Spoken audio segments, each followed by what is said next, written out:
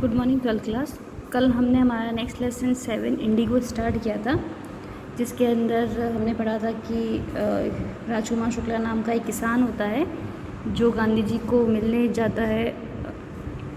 ये जो स्टोरी वो 1917 से रिलेटेड है 1917 से रिलेटेड है, जिसमें ये बताया गया है कि 1916 के अंदर दिसंबर के अंदर एक एनुअल कन्वेंशन हो रहा था, जहाँ पर गांधी जी हिस्सा लेने के लिए गए थे। और वो कन्वेंशन जो था वो लखनऊ के अंदर था, और वहाँ पर कम से कम 2301 प्रतिनिधि जो थे वो भाग लेने के लिए आए थे। और वहाँ गांधी जी से मिलने के लिए किसान भी आए थे, जिसका नाम राजकुमार शुक्ला था।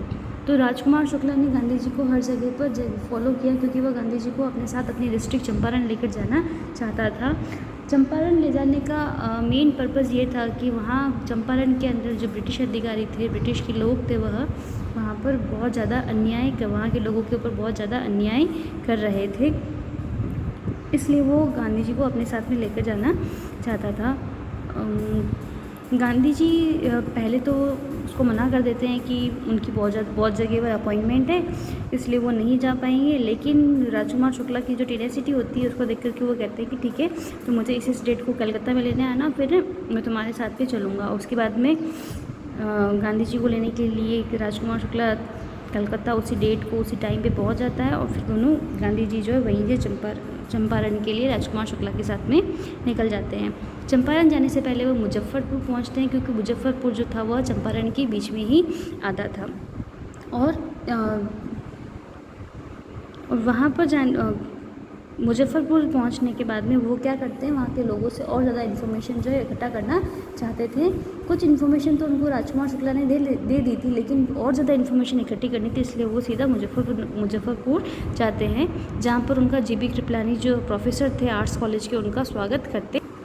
तो इसमें ये बताया गया है कि जो स्वराज्य के जो अधिकारी थे या स्वराज्य के अंदर जो भाग लेने वाले प्रतिनिधि थे, उन लोगों को भारतीय जो थे अपने घर के अंदर शरण नहीं दे सकते थे। अगर वो शरण देते तो अंग्रेज अधिकारी जो थे उनको बहुत ज़्यादा पनिशमेंट देते। अब इसके आगे से स्टार्ट करेंगे। Gandhi chided the news of Gandhi's advent and of the razor of his mission spread quickly through Muzaffarpur and to Champaran. Gandhi ji के आने की न्यूज़ और उनका जो मिशन था, उसकी जो प्रकृति थी, यह उसकी खबर जो है बहुत ही जल्दी मुजफ्फरपुर और चंपारण में फैल जाती है।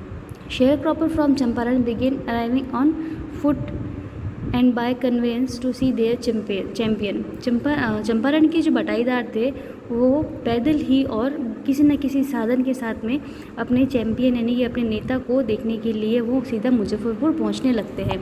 Muzaffarpur lawyer called on Gandhi to brief him. Muzaffarpur के जो वकील थे वो गांधी जी से मिलते हैं और गांधी जी को पूरा मामला जो है वो बड़े ही ब्रीफली यानी संक्षेप में बताते हैं। They frequently represent peasant group in court. वे बार बार किसानों का जो ये ग्रुप था, किसानों के इस ग्रुप समूह को वे कोर्ट के अंदर प्रस्तुत करते थे। They told him about their cases and reported the size of their fees. जो वकील थे वो गांधी जी को पूरा केस बताते हैं और अपनी फ़ीस के साइज़ के बारे में भी बताते हैं। Gandhi chided the lawyer for collecting big fee from the sharecropper. Gandhi ji जो थे वह लॉयर्स को बहुत डांटते हैं, क्योंकि वह बटाईदारों से बहुत ही बड़ी मात्रा के अंदर फ़ीस ले रहे थे। He said I have come to the conclusion that we should stop going to law courts. Gandhi ji कहते हैं कि मैं इस निष्कर्ष पे पहुंचा हूँ कि अब हम कोर्ट में जाना बंद कर देना चाहिए। Taking such cases to the court does little good. के ऐसे केसेस को कोर्ट में लेकर जाना जो है वो, गांधी जी ऐसे कहते हैं कि ऐसे केसेस को कोर्ट में ले जाने से कोई फ़ायदा होने वाला है नहीं। Where the peasant are so crushed and fear stricken law courts are useless. जहाँ किसान जो है वो बहुत ज़्यादा डरे हुए हैं, जहाँ पर वो बहुत ज़्यादा अपने आप को दबे हुए से कुचले हुए से महसूस कर रहे हैं, तो वहाँ पर ये जो न्याय की अदालत है वह यूज़लेस है। The real relief for them is to be free from fear. उनके लिए सही मुक्ति तभी होगी, उनके लिए भय से मुक्ति तभी होगी जब वह वास्तविक रूप से इस डर से बाहर निकल पाएंगे। Most of the arable land in Champaran district was divided into large states owned by Englishmen and worked by Indian tenants। Champaran के अंदर ज़्यादातर जो जोतने योग्य ज़मीन जो थी वह ज़मीन का जो बड़ा हिस्सा था वह जो ज़मींदार थे और जो अंग्रेज़ व्यक्ति थे, अंग्रेज़ जो थे उनके अंदर विभाजित कर दी जाती है। यानी कि जो जोतने योग्य वाली ज़मीन थी वह ज़मीन जो है वह ज़मींदारों को और इंग्लिशमैन को दे दी जाती है। The chief commercial crop was Indigo, और वहाँ पर जो व्यापारिक फसल जो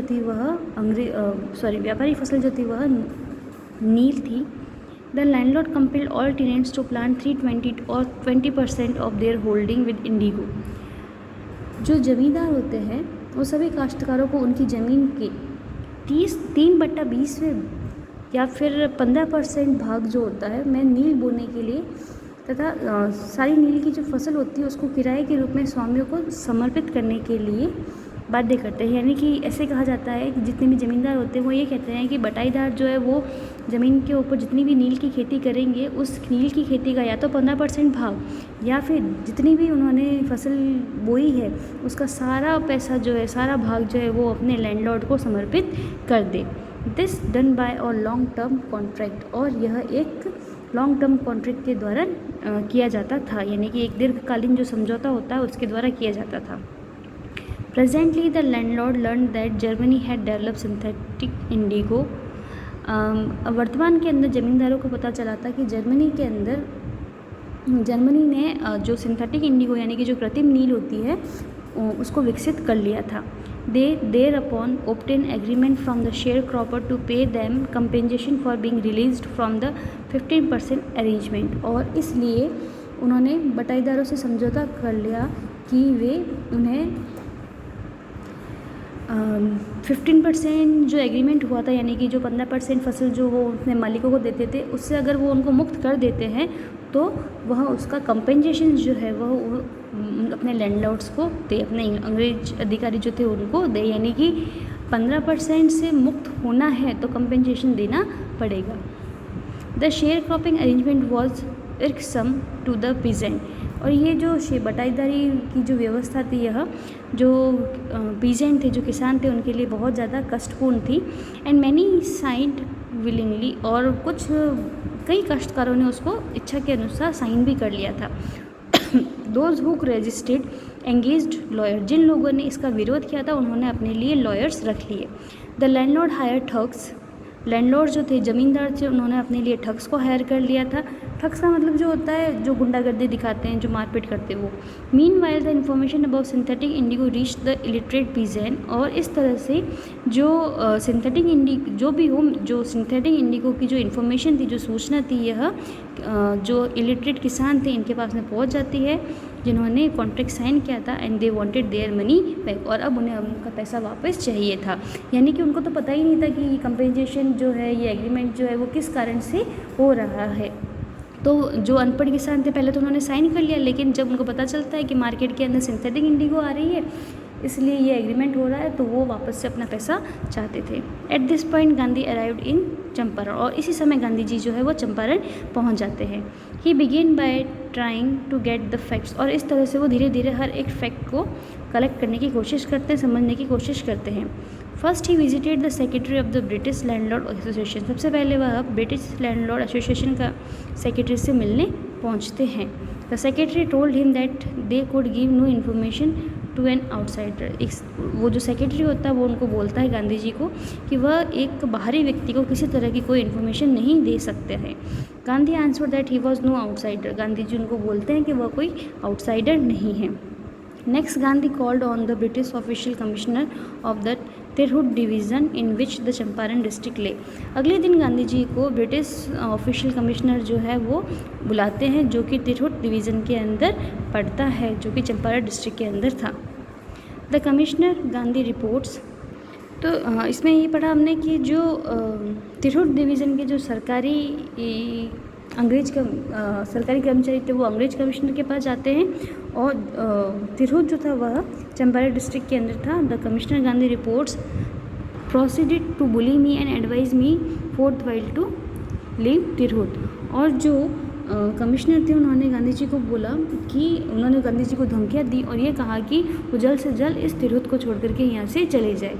Gandhi did not leave, Gandhi ji वहाँ से नहीं गए। Instead he proceed to Motihari, और वहाँ से जाने के बजाय वह मोतीहारी के लिए निकल गए। The capital of Champaran, Motihari Champaran की कैपिटल थी। Several lawyers accompanied him. Gandhi ji के साथ में बहुत सारी संख्या के अंदर वकील जाते हैं। At the railway station a vast multitude greeted Gandhi. और रेलवे स्टेशन के ऊपर एक बहुत बड़ी मात्रा के अंदर, बहुत बड़ी संख्या के अंदर भीड़ इकट्ठा हो जाती है गांधी जी का आभार करने के लिए। He went to a house and using it as headquarter. Gandhi ji एक घर में जाते हैं और उस घर को वह एक हेडक्वार्टर के रूप में यूज़ करते हैं। कंटिन्यू हिज इन्वेस्टिगेशन, और अपनी जो जांच है वो उसको कंटिन्यू रखते हैं। A report came in that a peasant had been maltreated in a nearby village. तभी गांधी जी को एक खबर मिलती है कि पास ही के गांव के अंदर एक किसान के साथ में बहुत ही बुरा बर्ताव किया जा रहा था। Gandhi decided to go and see. Gandhi ji ने डिसाइड किया कि वो वहाँ जाएंगे और वो उनको ये सब देख करके आएंगे। The next morning he started out on the back of an elephant. अगली सुबह वह एलिफेंट के ऊपर बैठ करके वहाँ से निकलने के लिए तैयार हो जाते हैं। He had not proceeded far when the police superintendent messenger over to him. अभी तो वो कुछ ज़्यादा दूर गए ही नहीं थे, तभी वहाँ पर पुलिस सुपरिटेंडेंट का जो एक मैसेंजर होता है वो उनके पास आता है और उनको ऑर्डर देता है to return to town in his garage. कहता है कि वह इसी गैरेज के अंदर उनको ऑर्डर देता है कि वो इसी गाड़ी से वापस अपने गांव, अपने कस्बे लौट जाए। गांधी कंप्लाइड, और गांधी जी ने उस मैसेंजर के आदेश का पालन किया, यानी कि उसकी आज्ञा को मान लिया।